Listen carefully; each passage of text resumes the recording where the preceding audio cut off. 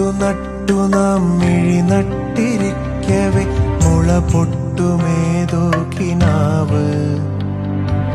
ഒരു വിത്തു നട്ടു നാം മിഴി നട്ടിരിക്കവേ മുള പൊട്ടുമേതോ കിനാവ്.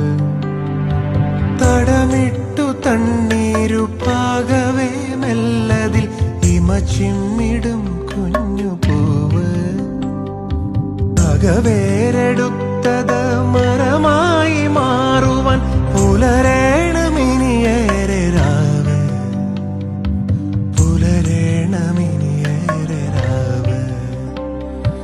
പുലരേണമിനിയേറെ രാവ്.